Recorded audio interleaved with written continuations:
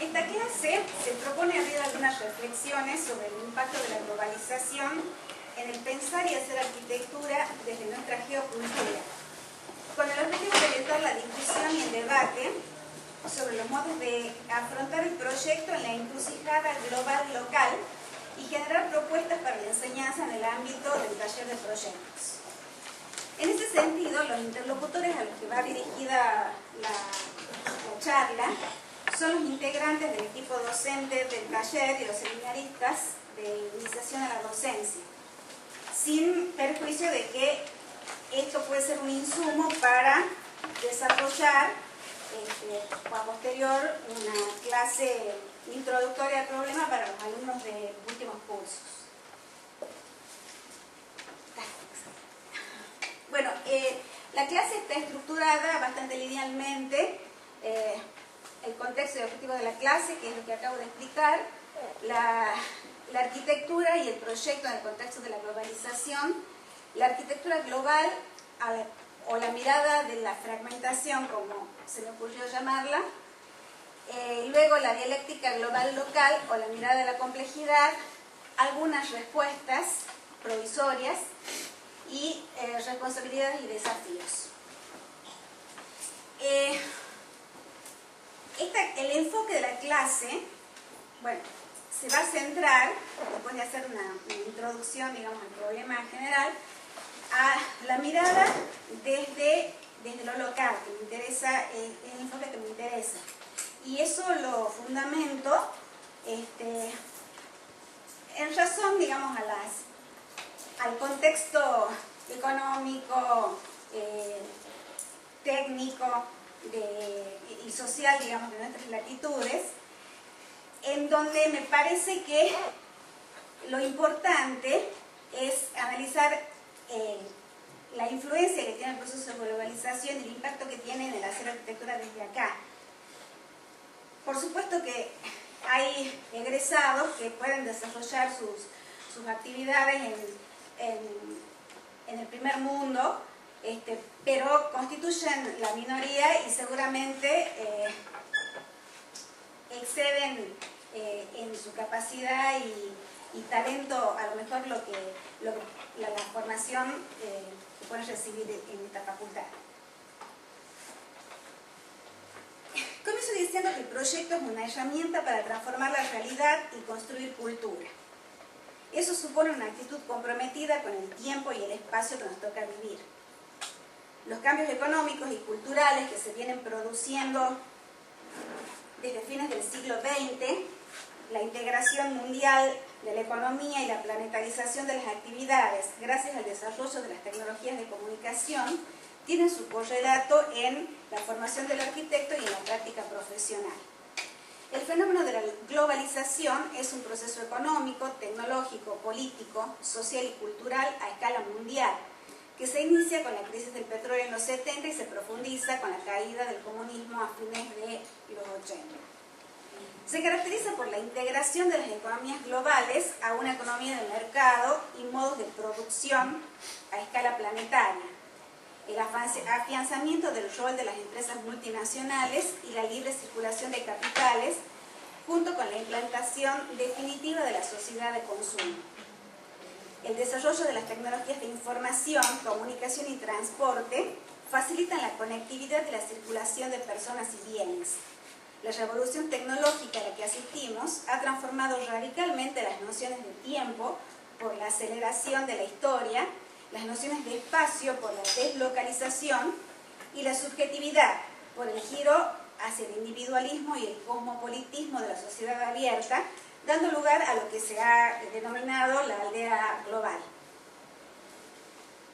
Con la globalización neoliberal se produce la imposición hegemónica de la lógica capitalista en la que la economía pasa a tener primacía sobre lo político. El nuevo orden económico tendrá, por supuesto, ganadores y perdedores, resultantes del tipo de vinculación que tenga cada uno con el mercado y con los valores que los regulan.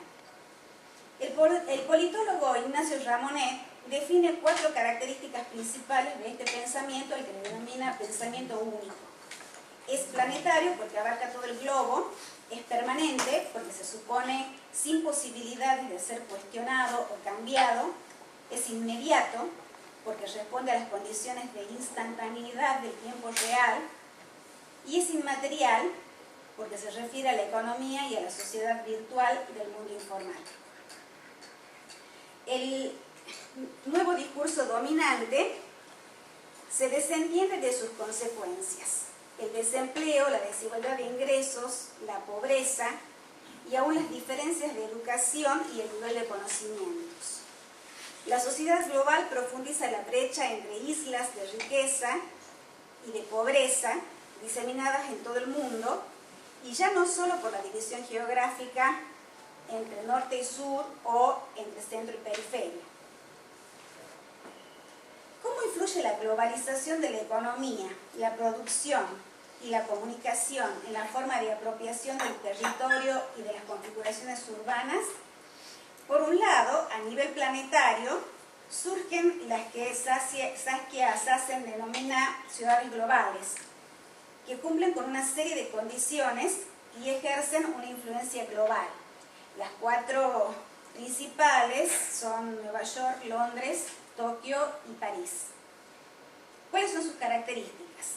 El poder económico de la ciudad global está en la producción no tradicional de conceptos e ideas que reflejan la tecnología de la información y los servicios que necesitan: infraestructuras de transporte, comunicación, marketing y publicidad. Y el desafío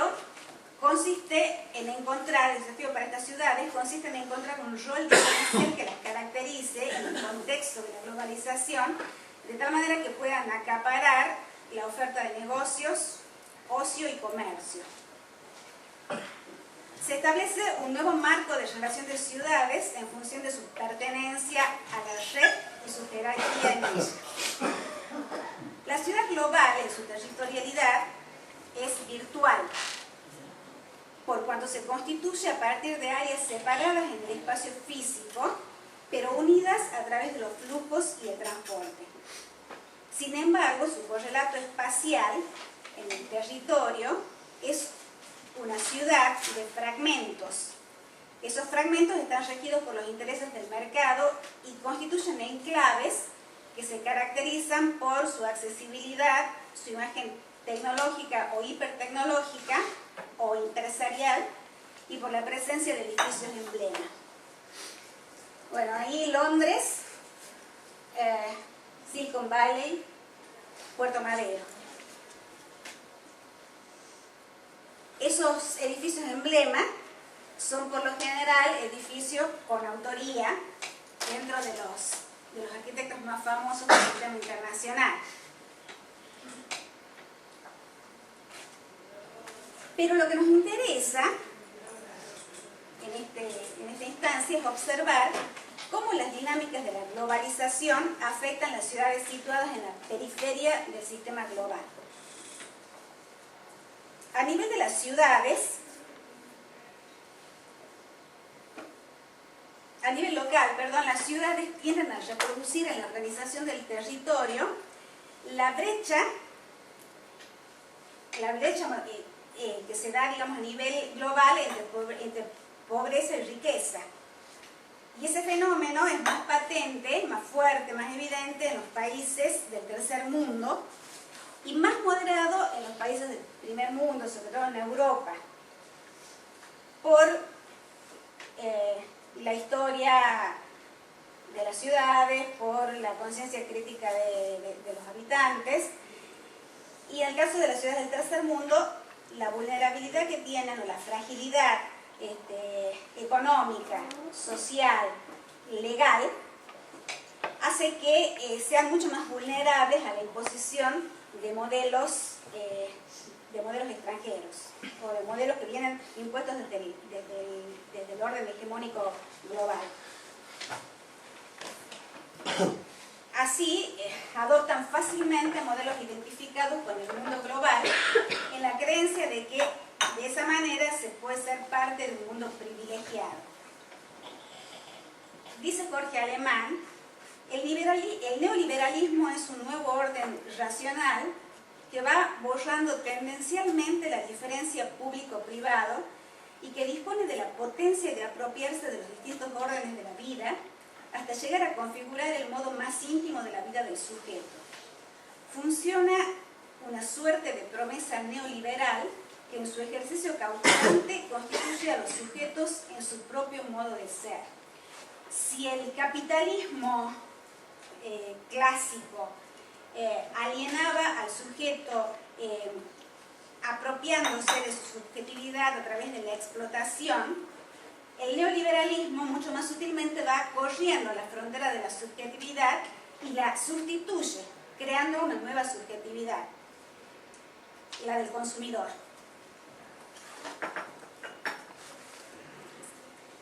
La ciudad global está compuesta por fragmentos urbanos. Coexiste fragmentariamente con la realidad preexistente. Las áreas globales se imponen como una pisada que aplasta y segrega.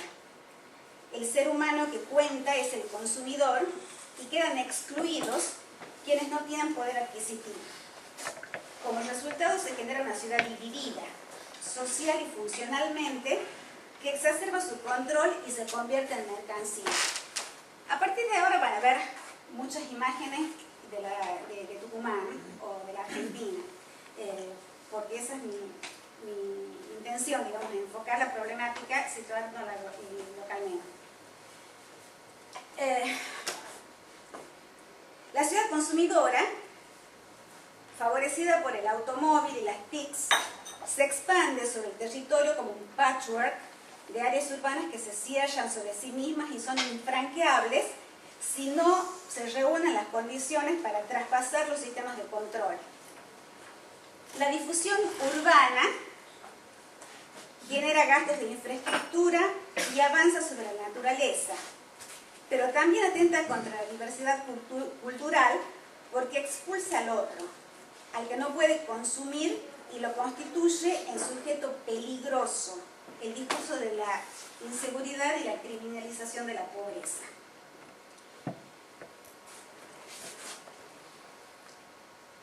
Otro de los impactos en la globalización,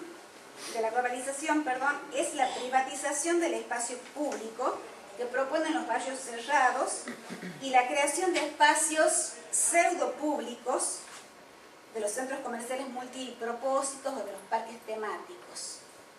Bueno, tema y género. Esto es yerbabuena. Esto es yerbabuena y es bastante paradójico.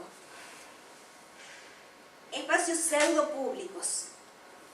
Son los espacios que están cuidados, pero que en realidad son espacios que tienen control de esos centros de comercio y donde se puede permanecer siempre y cuando se cumpla con las condiciones tácitas de permanencia.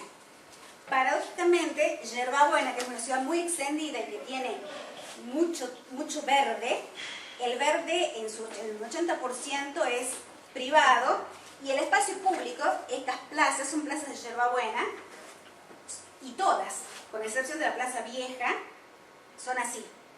Absolutamente nada.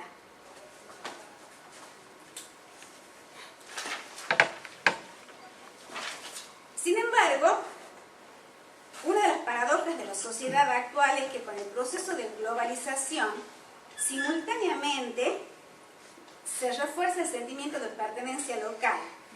Cada ciudad o región afirma su identidad y sus atributos diferenciales. A pesar de la fuerte penetración, existen otras maneras de hacer ciudad que entienden que la complejidad de la diversidad es importante e intentan hacer la diferencia.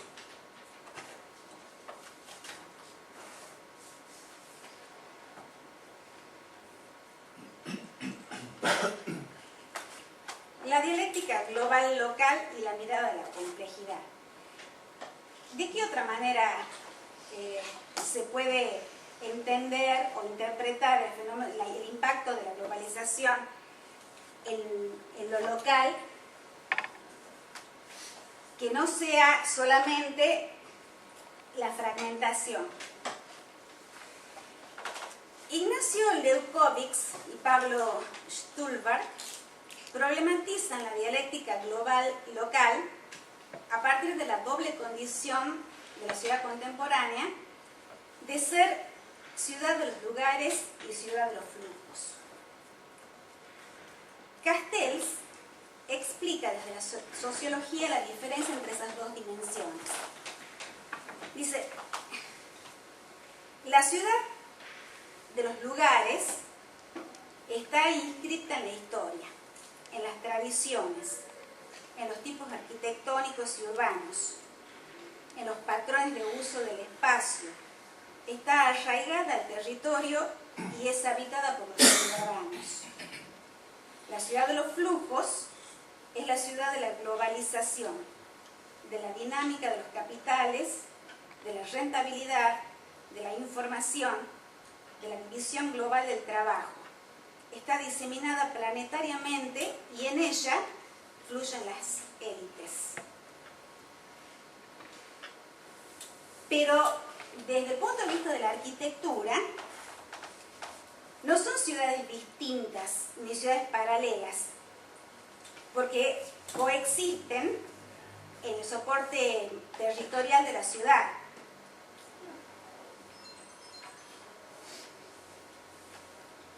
Son más bien como dos dimensiones de la ciudad que tienen que coexistir en el lugar, en el espacio urbano.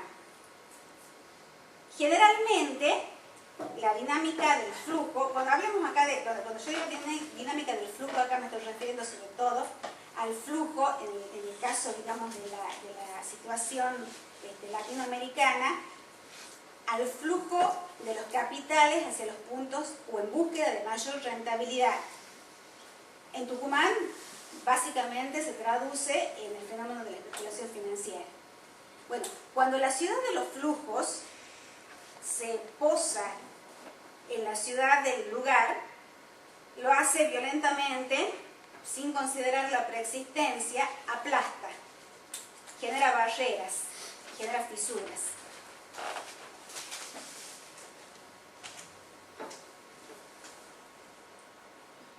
Entonces, la pregunta es cómo responde el lugar, o cómo puede responder el lugar frente a esa agresión o frente a ese intruso que viene a posarse.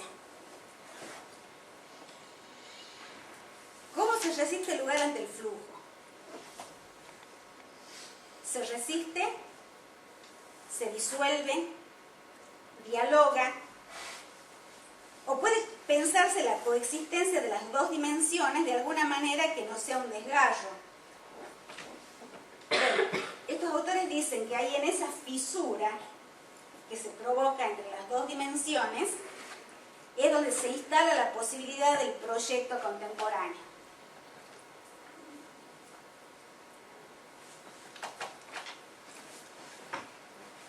La heterogeneidad da lugar a múltiples tensiones entre lo nuevo y lo viejo, o entre lo global y lo local. Y esas tensiones pueden adoptar formas diversas y diversas respuestas desde la operación del proyecto. Una de ellas es la resistencia.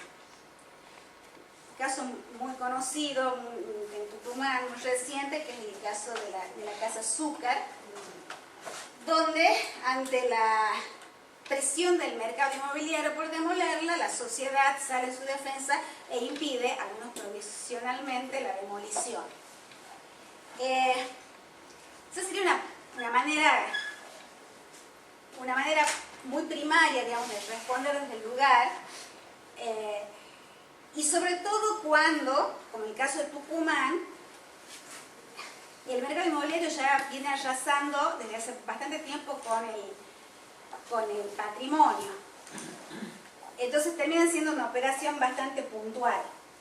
En cambio, en algunas ciudades, como por ejemplo ciudades europeas, al estar eso arraigado, digamos, en la comprensión, en la vivencia de la ciudad por parte de sus habitantes, esa memoria se mantiene, se conserva el patrimonio y el lugar sigue prevaleciendo. En este caso se mantiene, pero como un resabio que, bueno, está bueno que se mantenga, pero que no tiene la potencia de seguir manteniendo la identidad del lugar en el sentido más extenso, más allá de la parcela. Otra manera contraria a esta sería la disolución, que pasa cuando lo que de alguna manera caracterizaba al lugar es reemplazado directamente por otra cosa y ese lugar se disolvió, ya no existe más, no existe más como era. Bueno, la pisada donde estaba la casa Méndez frente a la Plaza Independencia. La fisura, otra manera de actuar del proyecto. En la tensión entre lo nuevo y lo viejo, la actuación del proyecto instala en realidad la fisura. Instala la fisura porque más allá de que se conserva parte de la preexistencia, es forzada como resolución del proyecto, lo nuevo se impone sobre la preexistencia y además,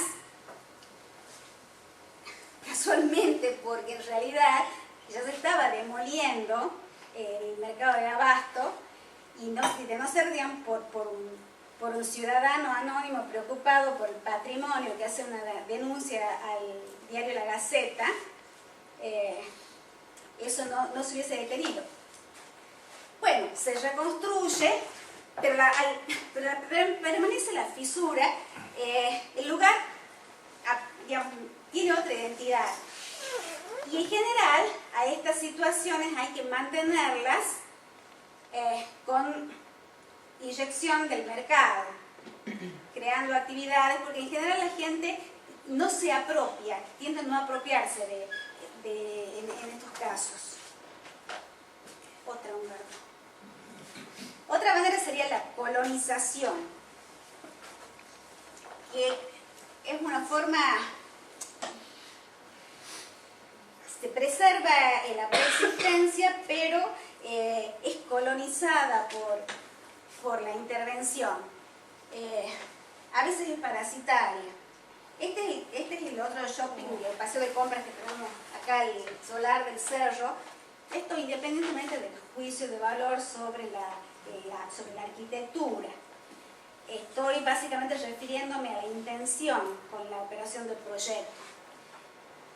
Es como, bueno, era obligado mantener el patrimonio preexistente. Y bueno, la operación del proyecto lo resuelve, pero es como que ese lugar es colonizado por el extraño. A pesar de que desde otro punto de vista en realidad logra de alguna manera un cierto diálogo con la ciudad, con el entorno, ¿no? Pasa Humberto. Otra manera es el diálogo armónico, equilibrado entre la intervención y la preexistencia. Bueno, entonces la pirámide de Pei en el Museo del Louvre. Y un ejemplo, a ver, ¿qué sigue? Bueno, esto sería un caso que llamo de inclusión, que es el Centro Cultural Kirchner, donde el edificio es restaurado y hay una operación a partir de la tecnología, también morfológica en el interior, pero hay una inclusión, la preexistencia aloja inclusivamente a la nueva intervención.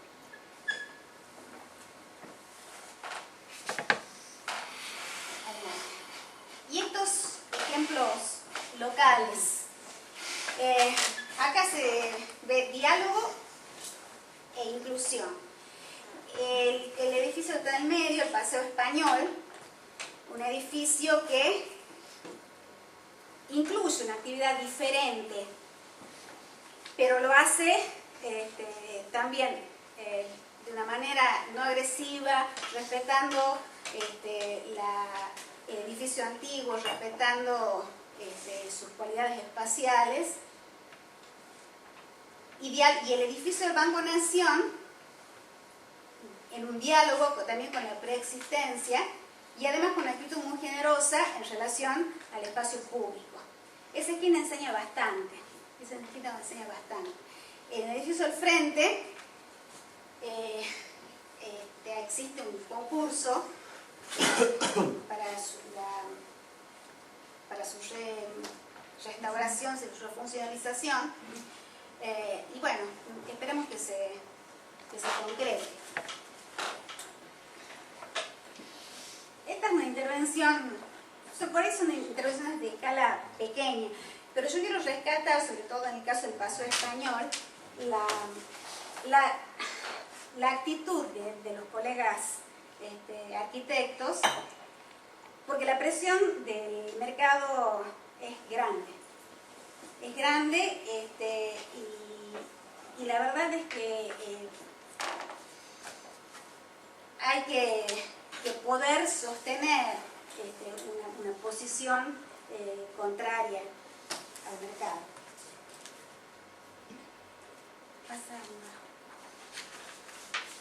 Bueno, otros casos de diálogo con la preexistencia, las intervenciones en Medellín, que además logran construir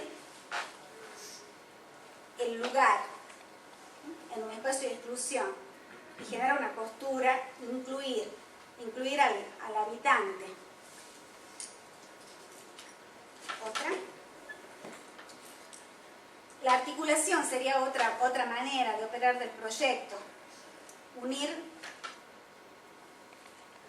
La articulación une en este caso dos preexistencias.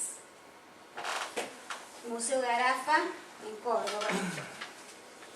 La siguiente, y este es el Centro Cultural Córdoba, otro caso de articulación, articula la ciudad con el parque, y además genera todo un espacio de apropiación hacia el interior, hacia el exterior, y en ese techo cubierta que también ofrece al ciudadano. Otra. Y la integración como otra forma de operar. Este es el caso del concurso de la Manzana de las Luces, donde la intervención nueva logra hacerse uno con lo que preexistía.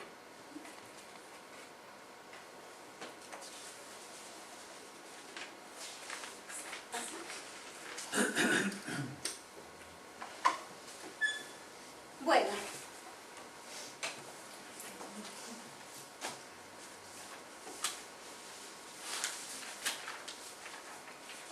estas operaciones constituyen lo que Leucovitz y Stulberg, bien difícil pronunciar los nombres, llaman operaciones de cohesión, no todas, pero estas últimas que hemos visto las denominan operaciones de cohesión, de ligadura, que lo que permiten es operar una juntura en la tensión de lógicas que aparentemente son incompatibles. La cohesión es lo que permitiría componer en la ciudad la dimensión homogénea de los flujos con la dimensión heterogénea del lugar, sin homogeneizar la ciudad, sin anular su heterogeneidad y su diversidad. Y la ciudad, de esta manera, puede pertenecer a ambas lógicas, que es lo importante, porque si la ciudad no es visitada por los capitales en este contexto de globalización, no existe o no progresa. Y si solo es fagocitada por los capitales, entonces se pierde para la ciudadanía, se disuelve en la especulación global, lo que posibilita el derecho a la ciudad es un espacio urbano que pueda ser vivido. Y estos ejemplos son ejemplos de ciudades argentinas.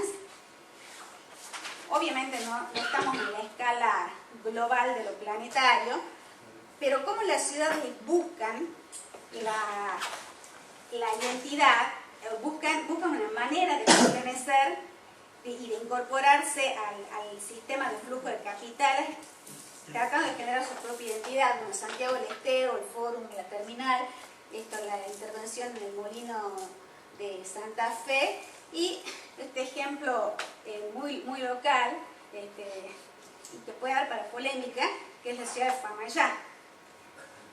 Pero bueno, no es el caso en este momento polemizar sobre eso. Bueno, algunas responsabilidades. Perdón, antes de esto, desde lo disciplinar, ¿qué tópicos se incorporan o es necesario incorporar? La regulación de la extensión difusa de la ciudad, promoviendo una compacidad urbana razonable. Los espacios verdes, la trama y el espacio público como soporte de la trama simbólica y como sutura entre los fragmentos segregados. Yo creo que el espacio público es la mayor oportunidad para poder trabajar la sutura entre lo que está desunido, entre lo que está fragmentado. El patrimonio y la regulación de la especulación inmobiliaria. La descentralización de las funciones. La creación de nuevas centralidades periféricas interconectadas. Los hitos urbanos. Los vacíos, los contenedores abandonados y los trazados ferroviarios como oportunidad de intervención, de creación de centralidades, de postura. La potencialidad de las redes y la infraestructura como configuradoras de la trama urbana. La sustentabilidad medioambiental, la diversidad cultural y social.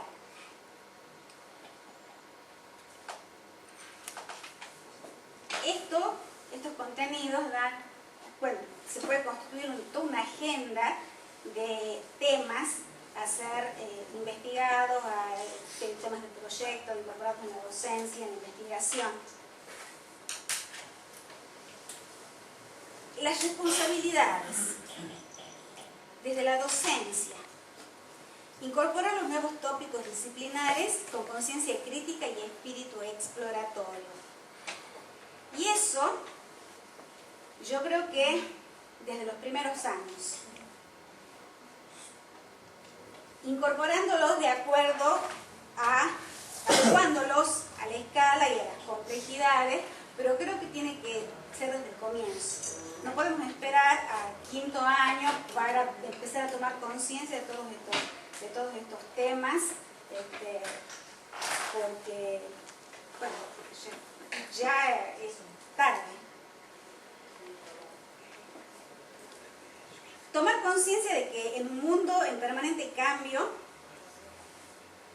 la demanda de la interpelación de los soportes conceptuales y de los procedimientos operativos de la enseñanza del proyecto se instala. Esto significa reconocer los límites de las formas tradicionales de la enseñanza, muchas veces basadas en los resultados más que en los procesos, y pensar también modos más dinámicos, críticos, reflexivos y evolutivos de trabajo. Presentar problemas significativos y relevantes, apoyar la exploración y la experimentación. Eso también incluye las formas y sistemas de representación que no son neutros para el proyecto, sobre todo las nuevas tecnologías. Esforzarse por explicitar los supuestos teóricos implícitos en la práctica, interpelarlos y evolucionarlos. La teoría es indispensable porque provee los argumentos y protege contra la arbitrariedad, la reproducción técnica automática y el capricho formal. Recuperar el conocimiento de la historia, la historia propia y del lugar como instrumento reflexivo para la construcción de identidad, y también la de la historia de la arquitectura, como un arsenal de recursos aplicables al proyecto. La técnica como herramienta evolutiva integrada al proceso proyectual. La formación del oficio, que es irrenunciable, porque constituye la plataforma técnico-instrumental imprescindible para proyectar, pero no es suficiente. Entonces, el taller, creo que habría que incorporarle la dimensión de la exploración, es taller más laboratorio, apoyado sobre sustrato de la teoría, de la historia y de la técnica. La formación de los docentes es fundamental.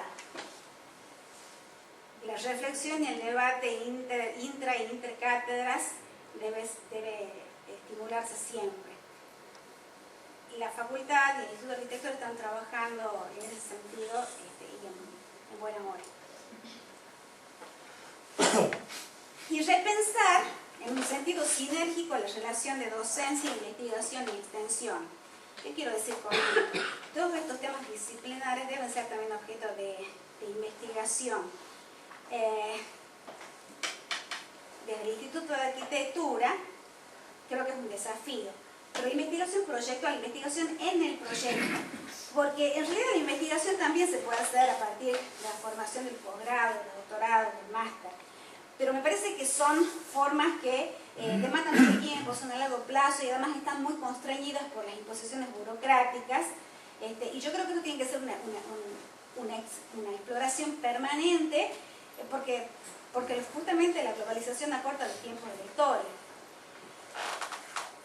Y retroalimentarse con la docencia y con la extensión, porque yo creo que a la extensión hay que darle también una vuelta de tuerca, porque, digamos, sin menoscabar el valor que pueden tener algunas experiencias voluntaristas, sobre todo porque lo que hacen es despertar la sensibilidad del estudiante, pero me parece que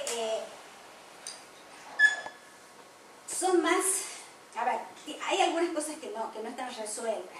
Desde el punto de vista de lo que la facultad le ofrece a la sociedad, muchas veces no contempla las posibilidades reales. También presenta dificultades dentro de lo académico, a lo mejor para poder encontrar la complejidad adecuada para cada curso. Pero si a través de la extensión, digamos, si existe, digamos, esa articulación entre la investigación, la docencia, y eso se vuelca a la extensión, entonces eso se puede enriquecer sinérgicamente.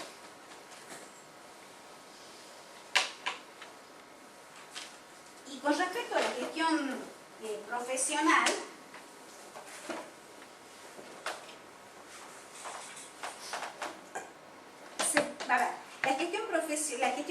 desde la gestión privada, el profesional está sujeto a la presión del mercado. Desde la gestión gubernamental también. Además tiene una responsabilidad política. ¿Qué es lo que se puede hacer desde la universidad? Yo creo que lo que se puede hacer como respuesta general es fortalecer la formación ética desde la conciencia de lo que significa la universidad pública y de su compromiso con la sociedad y el desarrollo estratégico de la nación como política universitaria más allá de la coyuntura política. ¿Qué quiero decir con esto? Se naturaliza que la universidad es pública, que es irrestricta, que es gratuita. Pero se naturaliza también que cuando el egresado recibe su título, no le debe nada a la universidad, no le debe nada al Estado, recibe el título para poder hacer su ejercicio profesional y, en el mejor de los casos, acrecentar el beneficio personal. Y me parece que la universidad, si es pública y si es gratuita cosa que yo reivindico incondicionalmente, tiene que tener una agenda al servicio del desarrollo estratégico de la nación, de un proyecto de nación. Y también el compromiso de la excelencia, de la formación profesional solvente, tanto crítica como técnica, para dar respuestas adecuadas. En lo puntual... 45. ¿Falta? En lo puntual, se puede reforzar la relación con organismos de referencia, como el Colegio de Arquitectos, los institutos, diferentes institutos de gobierno, del municipio, fomentar la política de concursos. Y en esto también aparece, esto también está relacionado con lo que decía hace un rato de aprovechar la sinergia de la extensión. O sea, la extensión creo que no solamente se puede hacer a través del voluntarismo, que vuelvo a decir, no niego su valor, sino también a nivel de la gestión, tendiendo estos lazos con la municipalidad, con el Instituto de la Vivienda.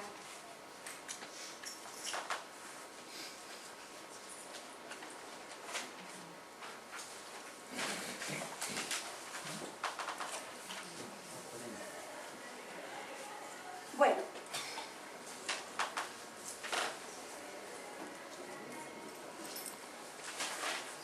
para finalizar,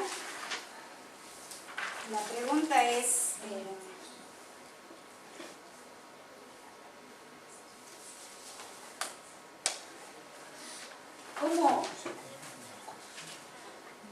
¿cómo se responde a este proyecto? Desde la universidad, desde la institución. No existe una política de la arquitectura.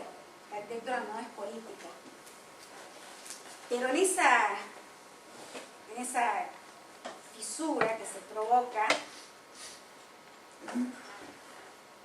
la intervención del arquitecto tiene un compromiso. Y que es político. Es político en el sentido de la opción por la polis.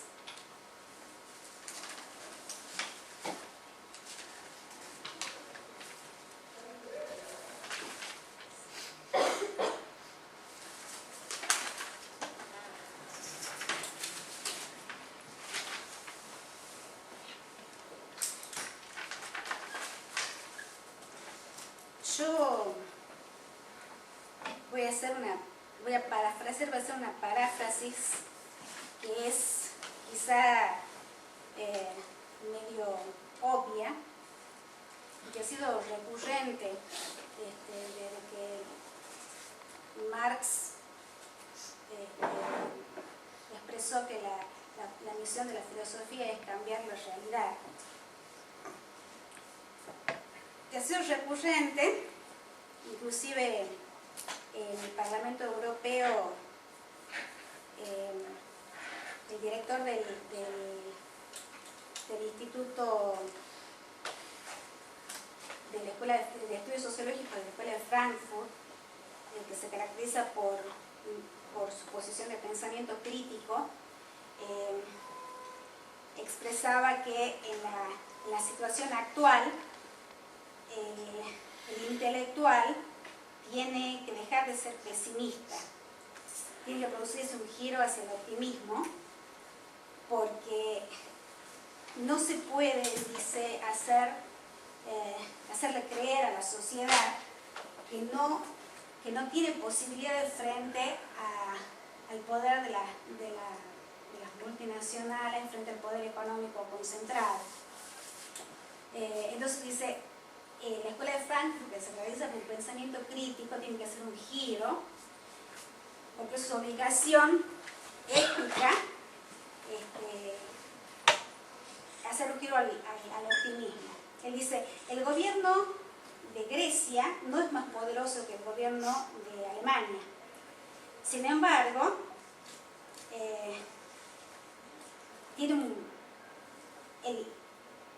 tiene una posición optimista. O el pueblo griego cree que es posible una resistencia a las fuerzas hegemónicas del mercado.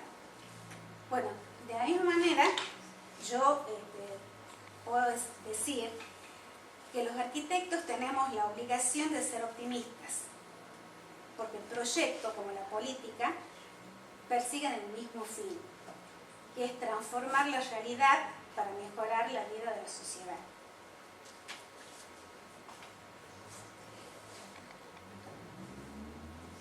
Nada más.